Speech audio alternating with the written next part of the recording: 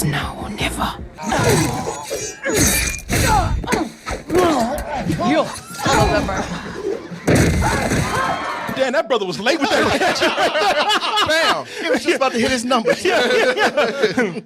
Huh? What? Shit, I told you that brother was high.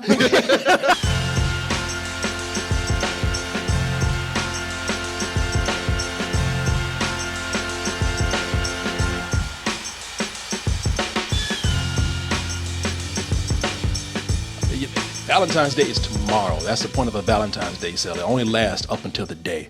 So by tomorrow, our Valentine's Day special sale was going to be gone. And that's where if you buy 2 items, no matter for what, for who, for how, we will give you back a $10 gift card. There's still a lot of items on DT merch to buy, such as, oh yeah, you're looking at Wakandan knuckles. Right? Show me the way. We have the black shirt with the white logo that I love so much. Oh, see, God. I sell so much. I sell merch so much that it's just coming out my mouth. Subliminal. I mean, you got all that gear on. You're not even here hanging with us on a show, which is what you would do if you were watching it live. Well, we could read an email of yours, call you. If you missed the show, you can go back and see visually what you missed with the archive video, or if you're even listening, we got the audio there. Don't let that happen to you. You look so nice in your gear. Join us here. And you also have, look down on your lap right there. Oh shit, is that an Amazon account? Yes, it is. Pick that up, apply it to our Amazon Pay button. I mean, there's other ways to pay, but that's going to be the easiest way. And because all you got to do is put in your password, your username, press send, and stop. Just sit, get comfortable, lean back. Let me take your shoes off for you, rub your feet a little bit, and just enjoy that toasted goodness coming your way. Toasted like them toes you get right there. Black Panther, brought to you by Disney. Boy, it has been Disney with the black folks. It has been a long road from Uncle Remus to King T'Challa right there. Yeah, and I say this, man, because we got to talk about this. This is considered to be not just a movie, but history. Movie's not even out yet. Of course, I'm talking about Black Panther. And that's the thing with Disney being of importance here. They are bringing us a moment in black history from a company that has not had the best images of black people up there. I mean, we showed you Uncle Remus right there. Zippity-doo-dah, zippity-yay, Mr. Bluebird's on my shoulder. Got this nigger on slave rags. That bird is dressed up better than him. Bird got a top hat and a cane. He walking around a potato sack, just happy as hell. Oh yeah, look at these cartoon flowers. Boy, Jim Crow show is dandy. Where that crow at? All right here, get back to work, nigga. Jesus Christ. Damn, Korey. That's heavy. We just started. Disney. Brought to you by Disney. Hanging around with that jigaboo rabbit right there and everything. But I'm saying this because Disney is bringing us this moment, but it's not just black people either. I mean, this is throughout the ages, and I'm talking about up until recently. I mean, if you were a person of color, not just black, or more or less a person of color, the most you could hope for, unless you were the comedian that was the flavor of the moment, where you got your own vehicle in a movie. Mm-hmm. But if you weren't, probably the most you could hope for is being an ethnic sidekick or a side character, or comedy relief in an animated film. Hey, man, if this is torture, chain me to the wall. Tito, look at Tito got a headband on. I wonder how many people that Chihuahua done cut before he got to that couch right there. It's stereotypical, man. And of course, that's Cheech Marin doing the voice right there. Yeah, he made a whole career out of doing that. Yeah, that's his thing. Disney, not for lack of trying. I mean, things take progress. And, it was after not too long that we got our first black Disney princess, who was hanging out with a cartoon frog and a bunch of other talking animals. Mm-hmm. And that's the thing about it. These movies, they made some progress, but they were never really about going in and taking on the culture and big presentation that was outside of the regular formula that Disney would have, formula meaning safe. And we're seeing that change. I mean, we're seeing that change in all kind of ways. I mean, as of recently, as Sammy said, this is the Latinos person, Black Panther, Coco. The brown jaguar. Coco was something where, on a large scale, it adopted the culture. A huge budget, a big cast of brown people, Latino people, and that was cool. But it is still kind of in a safer area. That's why people are really excited about Black Panther, because Black Panther is the one that it has not only a bunch of black people in front of the camera, but also behind the camera. And it is not only adopting the culture of black people, but going back to the roots of that culture, Yep. Mother Africa. Mm-hmm. And the center character, Black Panther, is not just a hero, not just a superhero. He is a king. This is something where we ain't sitting up here shucking and jiving for comedy's sake. This is something where we ain't sidekicking it for some, for the lighter skinned heroes in there leading the way. This is something where Africa is not presented as a war-torn country full of starving people and slaves and death and machetes everywhere. No, this is a big budget, heroic figure right here. A lot of people are very surprised about that. Disney. Yeah. Disney, they going out their way to apologize for Uncle Remus thing. Let's go ahead and take a look at the trailer, at least some of the trailer, for King T'Challa, a.k.a. Black Panther. The revolution will be live.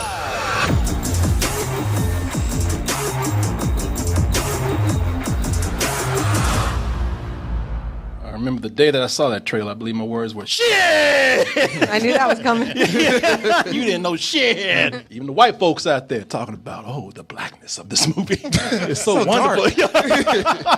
I'll have a cup, please. Yeah, what you say, so dark? Yeah. Because that's what everybody's talking about, the blackness of Black Panther, the blackness. And some people, and again, some white people, even some brown people talking about, man, I'm tired of hearing about the blackness of this movie. I know it's called Black Panther, but can we just see the Panther for what he is? Can we? You know what? Let me take the black and put in this box right here. We're gonna put that down right there. No black for a little while. We black free. Well, you like just talking about Panther. Yeah. Even taking the blackness out of it, this movie's firing on all cylinders, narratively and technically, if you ask me. Everybody's going to come in and talk about that. And I'm going to say narratively because, again, let's take this being a black story out of it and talk about this being just a story of a character. This could be any character with an epic story, because what's great about this movie for me, this is a movie that tells not one genre of story, but several. And somehow they all blend together. First of all, let's start out with the epic part of this, the epic story of a king. And it has all the ingredients of that epic story of a king that make them so popular in fantasy today, like Game of Thrones, or even about royalty, history and royalty. Sure. Because with kings, you always get that reluctant king that's thrown into power. And he's thrown into power, and he's all, he didn't want it anyway, because he said, I don't want it because I'm going to try to do the right thing. Right. Yeah. And anytime a king tries to do the right thing, somebody don't like it. And if he's doing a good job, then there's always that asshole that's going to challenge him or even try to kill him to take over. And I'll just be honest with you, just to show you I'm being fair. Chadwick Boseman is not the most interesting character in the movie. Yeah, that was another thing where I was like, man, he's the least interesting character in this whole thing, and it's his movie. Yeah, he is the least interesting character in the movie. I will say that the movie does a couple of good things with him, and is that burden that we're talking about, that burden is felt of everybody weighing in on him, because it's it's not only you see in the movie where. Like in the trailer, you see him being challenged by the tribes. Friends are questioning him. Family is questioning him. He has no one to really turn to. Questioning himself. Yeah, there you go. And it's you get that very isolated feeling for him. But I will also tell you. I see why you like this so much. Damn, Martin. You're probably wiping your eyes all the time. Yeah, they don't get you. It's for me. Nobody believes in me. I built this shit. My time to shine. Yeah, I was looking at this movie like that. Nobody believes in me. I mean him. Let the man do what he must do. He's just mellow when he's playing this character. I mean, when he's talking to everybody, he's the whole time he's always saying his lines like this, like he doesn't have a care in the world.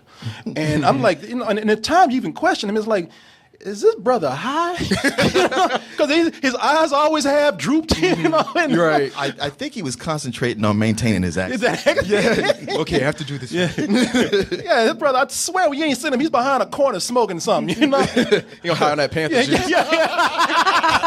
Hey, man, that heart-shaped herb. I never. What were we doing again? We were freezing. Yes, I freeze. Get me some tacos. Right.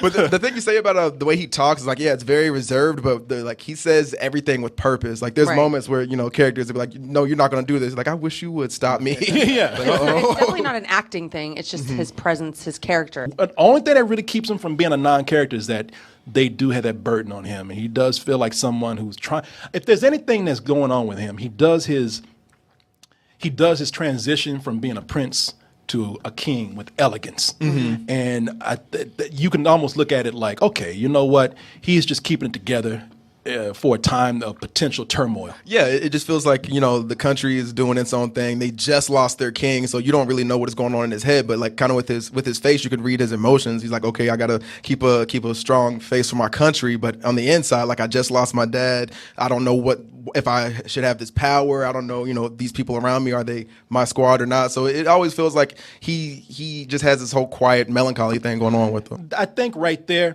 I mean, even if you're not into him, like I said, the whole politics and the betrayals and the power struggles of a king, it's fun to watch. It's always fun to watch in anything. It makes that transition with elegance. And then, now, again, we're switching gears with another story. He goes on, he says, okay, now I'm king. Now let's do some spy shit. Let's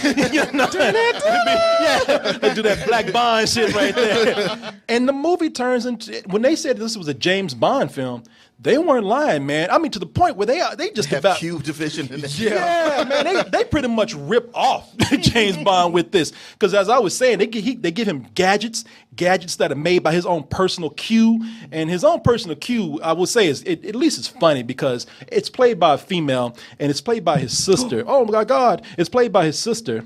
Who's played by Shuri, who's played by Letitia Wright, who you might have seen in a few things like Black Mirror recently. And watching that, it could come across as a derivative because I mean they take everything. They got the gadgets. They have the cars.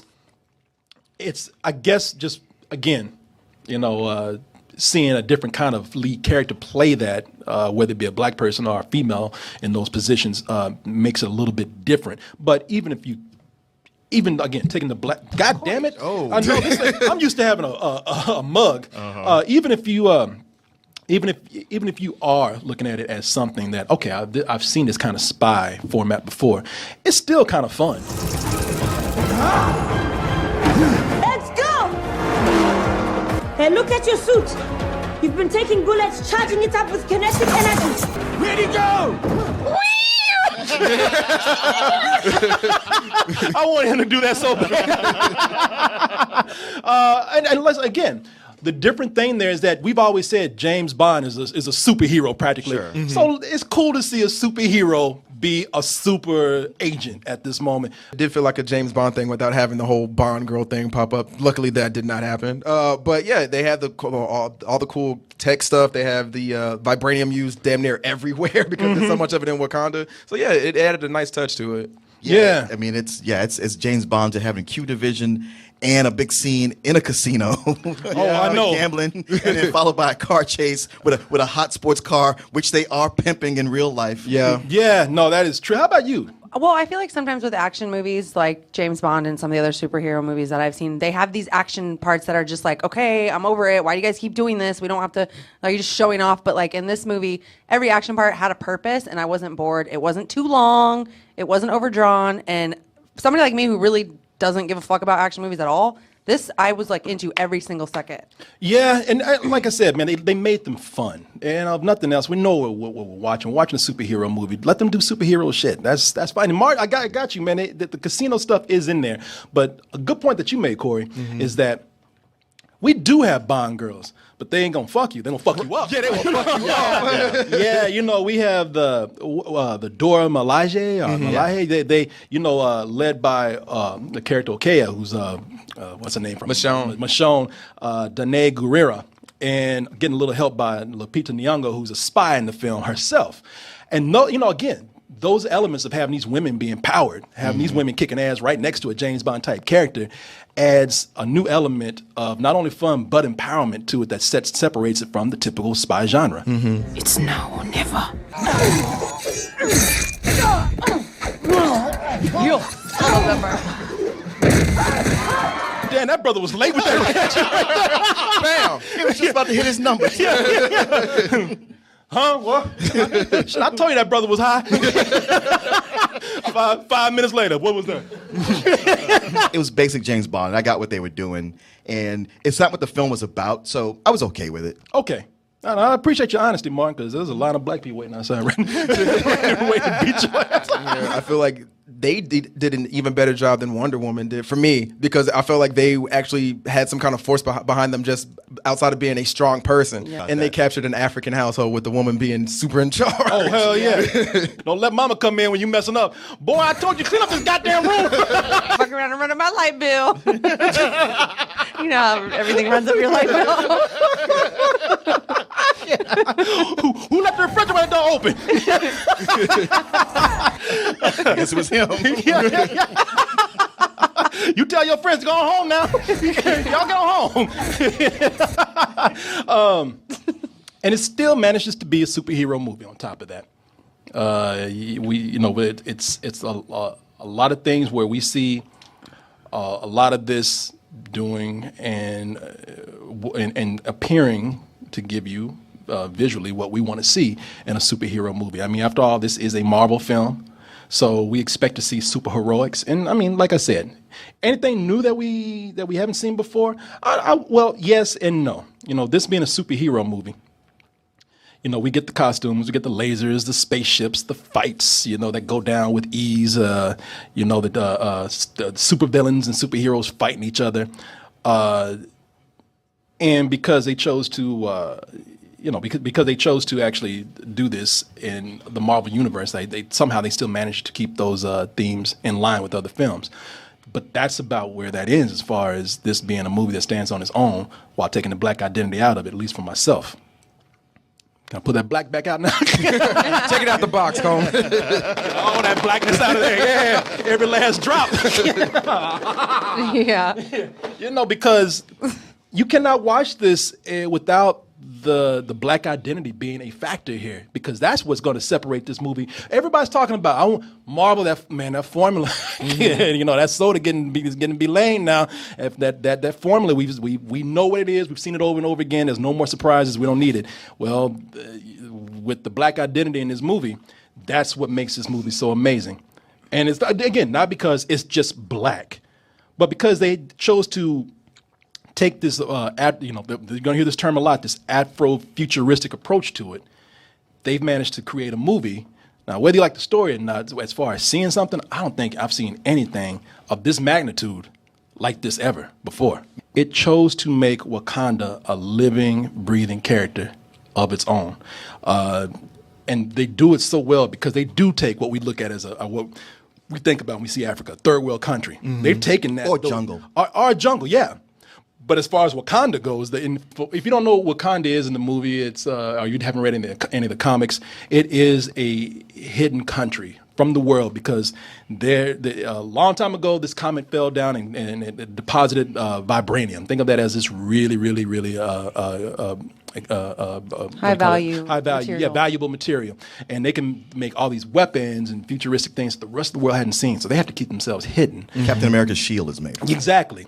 And when you go there, you see that they've taken what we think about when we think about Africa, third world. They've kept that architecture, but have combined it with all this futuristic technology. I mean, fantasy technology. And it's the African Jetsons. Yeah. I like that they distinguish the different cultures. They acknowledge that because Africa's huge. That's like saying somebody in Canada is like the same culture as somebody in Mexico just because they're both in North America. Like Africa's massive. Sure. And in one of the scenes they show when they're fighting for the king, all the different tribes. Yeah. And I thought that was really cool instead of just like saying, oh, we're all African. You know what I mean? Like that's so far from the truth. Yeah, man. This is the art design in this movie is amazing. I will tell you though, you're gonna notice something because when they go to Wakanda, they show you that big ass CG city, but when they start walking around, boy, they get tight on them shots. Oh, there was one moment where they were walking through the streets and you didn't see nothing behind it because they were all up in people's faces. Yeah, they do show that same street over and over. That soundstage in Melbourne. It's the only block in Wakanda that's been I popping. love that frame though. I was asking you guys about it after the movie. Remember, I was like, how are they filming that? Remember? No, well, like I said, they showed you a lot of CG, then they just got close up on people so you can't see the same fucking door. Yeah. It's almost like a Hanna-Barbera cartoon. They just keep the same back. Wakanda's all mirrors. It's not just the architecture. The architecture. It's the costumes, man. Yeah. You have this woman here, Ruth Carter. Everybody's saying her by her name because the costumes are a different character here. Those colors are so vibrant, man. It's really one of the things that makes it stand out on its own because it is very Afrocentric, but at the same time keeps it well rooted in the Marvel universe. Yeah, through the future part of the Afro-futuristic stuff in there because it looked like something that was, traditional garb, but it had been updated with vibranium and tons of money. But here's the biggest thing about the movie, man, that I was impressed with. They're talking about colonialism. I don't know if they would go like head on with the issues of racism that's involved with that. Shit. Man, They drove a truck through that bitch. oh yeah, It was glorious. man. For me, it addresses racism and colonialism without being preachy in it. Yep. And you know what? And it has to be done. If you look at the roots of Black Panther, now. I've been reading a lot about Black Panther. From what I understand, Black Panther created in 1966 by two Jewish dudes. Yeah. They know some good racism. They went to summer camp for that. Yeah, it was Fantastic Four number 52. Yeah, and Jack Kirby and the man himself, Stan Lee, were the ones who created Black Panther 2 months before the Black Panther Party actually came into play. Those things are not connected, even though my wife thought this was a movie about the Black Panther. No. I wish I had never said anything. She thought this was a documentary or a biopic about the Black Panthers. Oh, you could have tricked her into going to see it. Yeah, did they really have spaceships? How did they lose? Yes, they did. Oh, yeah. White man took it away from him. Damn Elon Musk. Yeah, now he's taking all the credit. Yeah, and Martin is right. This was when Black Panther was what number 52 you said? Yeah. July 52 is when Black Panther, he was introduced as the sensational Black Panther in Fantastic Four. Just a side character, really, sort of a guest star in there. But, he's like, y'all better goddamn right talk about racism. Hell, the Klan almost fried my ass for this city. They had him tied to a stake like Jesus about to be cooked. I used to love those issues back then. Oh, yeah. You see, Ray, what we're looking at is Black Panther, number 21, where the Klan about to burn his ass alive. And you can see him breaking loose about to whoop their ass, too. Now I got to fuck you up. Yeah. Yeah, that run on Jungle Action, it's just like a few issues after that where Eric Killmonger gets introduced. Man, I like the way Black Panther, like, I don't know, I let y'all tie me up. Let you motherfuckers go buy hot dogs and graham crackers and shit. So this is America. Huh? And so you see that they did not shy on the issues of racism with that, man. And this movie does not hold back on that. There are moments where they call these people savages. They talk about how, hell yeah, I'm going to go and colonialize your black ass. You goddamn right. yeah, they, when they go in, they talk about racism worldwide, and even to a point where for a Disney movie, I was expecting them just kind of passively mention it. No, it's angry. Yeah, it's like the opening crawler is like, we hate this shit. And like, okay, we got it. Thank you. Yeah, man. Granted, the anger comes from the villain in the movie. They're like, hey, Marvel ain't gonna, these white folks in Marvel ain't gonna let you like make the Malcolm X of superheroes just yet.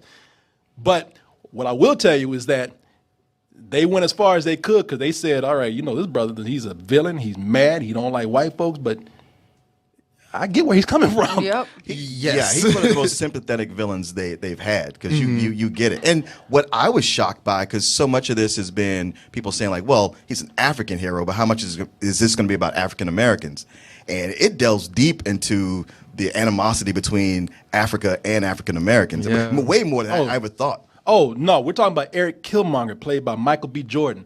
Michael B. Jordan said, I don't like white people, and frankly, I don't like you Negroes either. I don't like black people. You uppity bougie-ass black folks, all this, during the Civil War. I mean, the Civil War, well, even during the Civil War. Yeah, doing the Civil Rights March and all these centuries of black people getting their ass whooped, and y'all sitting up here. And y'all got all this? Yeah, y'all got all you? Yeah, where are we y'all? But the good thing is that they paint the picture so it makes sense for his character to feel that way. Yeah. He doesn't just feel that way for no reason. And I also like that they were able to bring politics into this. Yeah. I mean, because they put it in like very conflicting issues with politics, because there was some poster going around where they went through a whole checklist saying, look, man, Black Panther is really Black Trump.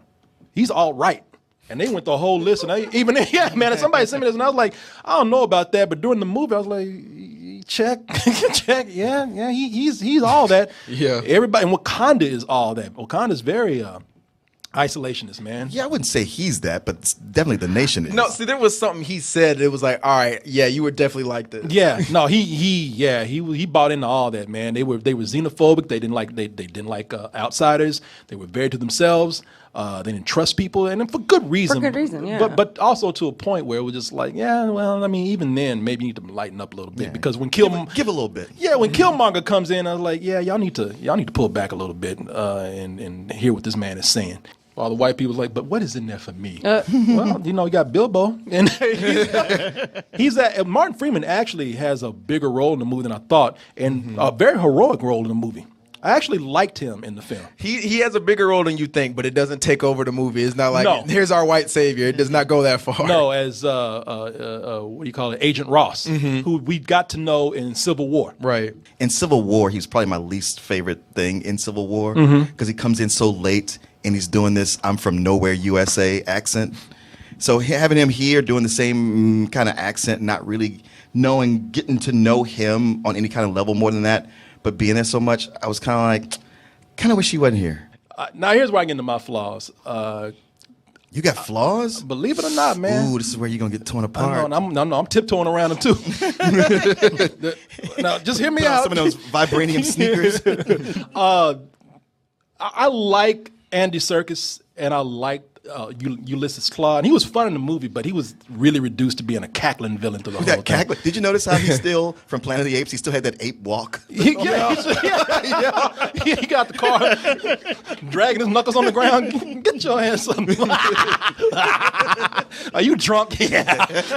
Yeah. You know what? The way I feel about him was kind of the same way I felt about the general villain in Wonder Woman. The one that was like just kind of so cartoonish. Oh, yeah. Like you're just like, why are you like acting this way? Like he did have a couple of funny jokes in here, but like he was a little too cartoony for this movie that's kind of floating the line between really serious and comic. It makes you hate him more, I feel like. I'm not hating his character. I'm hating him. And also the climax here. A lot of things were either resolved very easy or just not answered. Let's just throw vibranium at it. Yeah. We need more vibranium. Vibranium. Somebody just yells vibranium. It's like my ears.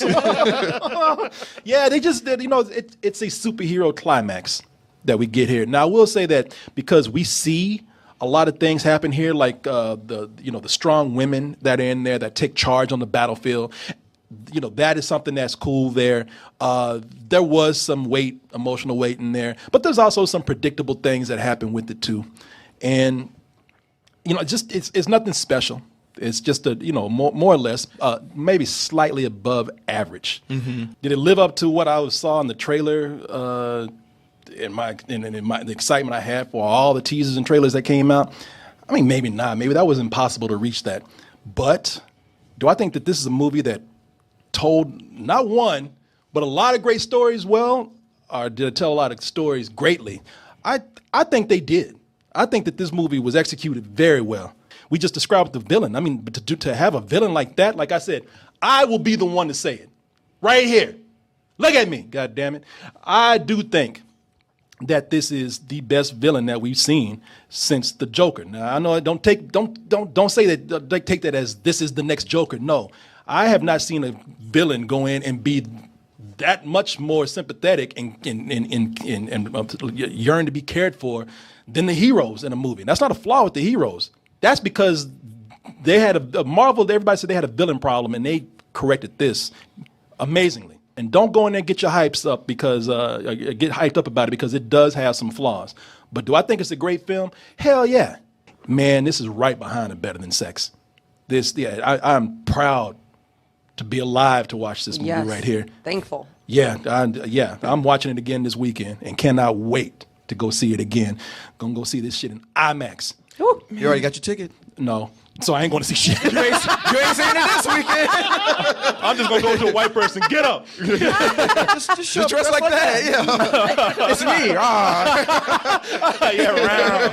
Yeah, man. Full price, man. I wish I could give this Better Than Sex, but I have to be fair. But it's right. It's knocking on that door. You don't think it's because maybe your expectations were so high? No, I got to be fair and talk about this movie for the flaws it genuinely does have. But I do love this movie. Oh, Better Than Sex for me. For sure. I think I'm kind of in the same boat or in between you guys. This movie, I feel, is a groundbreaking film. You're seeing these black superheroes on stage. You're seeing black people who aren't struggling with all this other hood shit that we have to deal with all the time with poverty, drugs, and all this other stuff. It's seeing this country come together and basically say all we have is ourselves. And we got to make sure we take care of ourselves and also everybody else. And I really enjoyed that about the movie.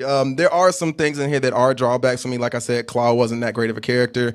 The climax really could have been better than what it was. I really wish I could give this a Better Than Sex, but it is a solid full price. It's almost a Better Than Sex, but it's not. I really, really, really, really like this movie. I just don't love it. And just because of the flaws, and there were more flaws that bothered me than you guys. I mean, there's even a few things that I didn't mention. I mean, overall, I was like, man, I'm really digging this. I just wish story-wise it was less predictable or dialogue-wise it was snappier. Still, I give it a low full price. All right, then. He really means matinee, but he don't want to get killed. Pretty much. Yeah. Danielle wants to spin off with Michael B. Jordan's chest. I don't know how he managed to get bigger than he was in Creed, but he found a fucking way. I know, man. I was like, You know how? Vibranium. Makes sense. You got it. Yeah, here you go.